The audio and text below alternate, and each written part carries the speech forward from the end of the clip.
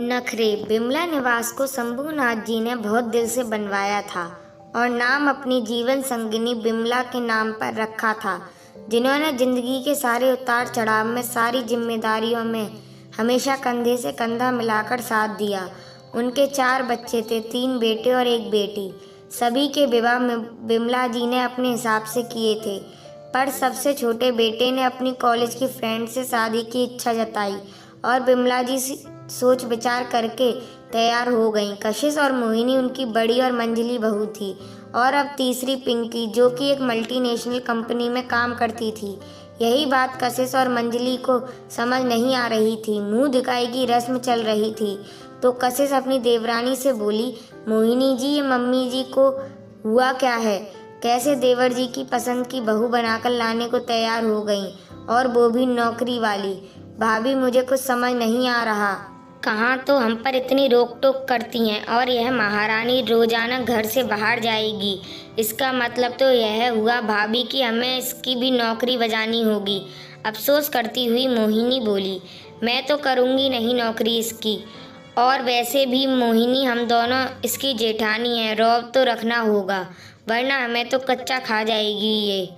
मुंह बनाते हुए कशिश ने कहा, पर भाभी, मुझे तो लगता नहीं कि इसको काम की जरा भी आदत होगी। नाखून देखे हैं इसके कितने लंबे लंबे हैं? हसरत भरी निगाहों से नाखून देखते हुए मोहिनी ने कहा। दोनों को फुसफुसाते देखकर बिमला जी ने आवाज़ दी, बड़ी बहू, सभी के चाय नाश्ते का प्रबंध करो। और छोटी बहू पिंकी का कमरा ठीक कर दिया ना? जी मम्मी जी, सब कर दिया। कहते हुए मोहिनी ने कशिश को देखा, मानो कह रही हो, लो भाभी, हमें तो अभी से उसकी सेवा में लगा दिया। फिर बिमला जी ने पिंकी से कहा, छोटी बहू, चलो उठो और जाकर थोड़ा आराम कर लो। भारी गहनों और लहंगे से लदी हुई पिंकी जैसे ही उठी वैसे ही लड़खड़ा गई। अगर बिमला जी ने संभाला ना लिया होता तो बहुत जोर से गिरती। उसकी ऐसी दशा देखकर कशिश और मोहिनी मुस्कुरा रही थीं। पिंकी को उसके कमरे में बिठाकर मोहिनी चली गई। पिंकी ने देखा कि उसके सामान की अटैची उसी कमरे में रखी है तो उसने फटाफट कपड़े बदले और तकिया पर सिर रखकर लेट गई। विवाह के बाद से लगातार रस्मों के चलते उसको जरा भी कमर सीधी करने का मौका नहीं मिला था और जैसे ही मिला वह लेट गई। 15 मिनट का सोचकर लेटी थी, पर कब 2 घंटे हो गए उसको पता ही नहीं चला। बाहर मेहमान इकट्ठा होने लगे थे। नई बहू कहाँ है की आवाज़ शुरू हो गई।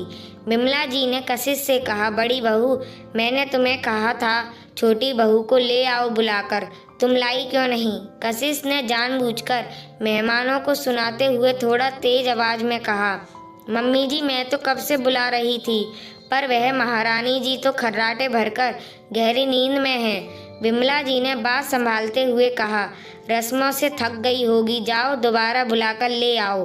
पैर पटकते हुए कशिश चली गई और तेज आवाज़ में बोली, छुटकी, तुम सुन क्यों नहीं रही हो? बाहर मेहमान आ गए हैं और मम्मी जी तुम्हें कब से बुला रही हैं। अचानक एकदम से उठते हुए पिंकी बोली, हाँ जी भाभी, आती हूँ। और उसने बाथरूम में जाकर चेहरा धोआ, काजल लिपस्टिक सही की और बाहर आ गई।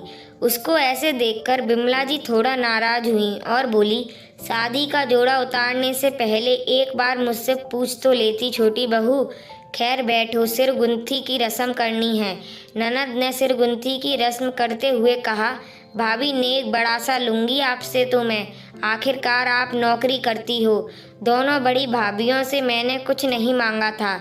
पिंकी ने हंसते हुए कहा, बिल्कुल दीदी। 1 हफ्ता मेहमानों के आने जाने में ही बीत गया और 2 दिन बाद पिंकी की छुट्टियां खत्म होने वाली थी। यह सोच सोचकर कशिश और मोहिनी को बेचैनी हो रही थी तो बिमला जी से बोली, मम्मी जी, छोटी के बाहर जाने से घर की मर्यादा का क्या होगा?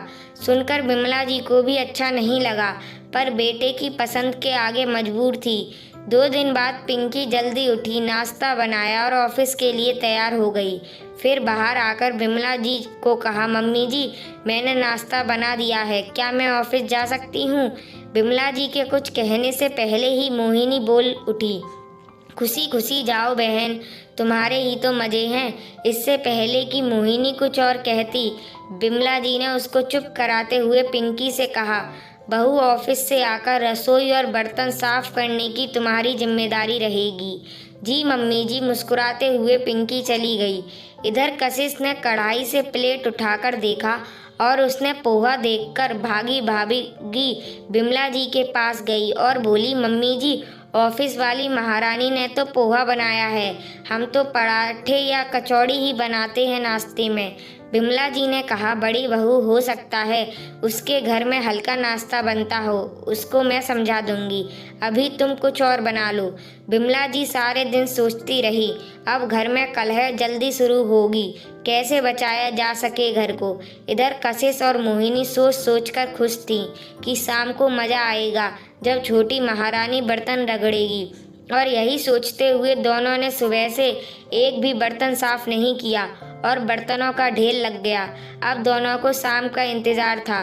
दोनों खुश थी कि अब छोटी को बाहर के साथ साथ घर का भी काम करना होगा। शाम को पिंकी घर आई तो उसके हाथ में एक पैकेट था। उसने कहा, मेरे ऑफिस के बाहर ये आइसक्रीम मिलती है, मैं अपनी माँ के लिए ज़्यादातर ले जाया करती थी, आज आप सबके लिए लाई हूँ, आशा करती हूँ आपको पसंद आएगी। गर्मी की शाम में ठंडी आइसक्रीम से मन की कड़वाहट थोड़ी कम हो गई थी। आइसक्रीम खाते हुए बिमला जी ने कहा, छोटी बहू, अब घर का काम देख लेना। जी मम्मी जी, कहते हुए पिंकी ने अंदर जाकर कपड़े बदले और एक टब में डिश वॉशर घोलकर फटाफट सारे बर्तन साफ कर दिए, पूरी रसोई साफ करके चमका दी। कशिश और मोहिनी यह देखकर दंग थी कि पिंकी के माथे पर एक भी सिकन नहीं आई। सारा काम सफाई से कर दिया, साथ ही बर्तन साफ करने का नया तरीका भी सीख लिया। कुछ दिन सब अच्छा चलता रहा। फिर एक शाम पिंकी अपने साथ एक लड़की को ले आई। बिमला जी ने पूछा, छोटी बहू, यह कौन है, इसको अपने साथ क्यों लाई हो? पिंकी ने कहा, मम्मी जी, यह हमारे ऑफिस के माली काका की बेटी है, इसको घर दिखाने लाई हूँ क्योंकि यह मालिश बहुत अच्छी करती है।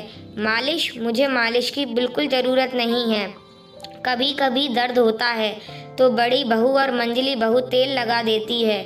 मम्मी जी, सच मानिए, यह बहुत अच्छी मालिश करती है, कहकर उससे बोलती है, घर देख लिया ना तुमने, आ सकोगी ना कल? हाँ दीदी, आ जाऊंगी, कहकर वो चली गई।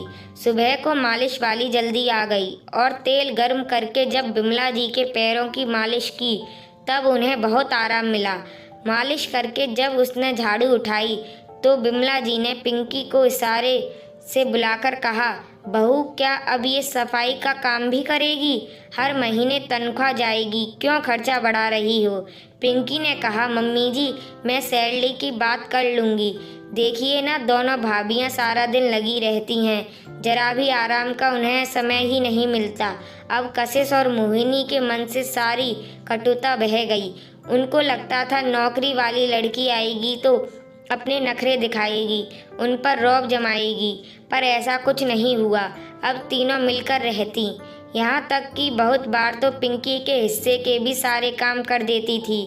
बिमला जी का घर जोड़कर रखने का सपना उनकी बहू ने भी पूरा कर दिया।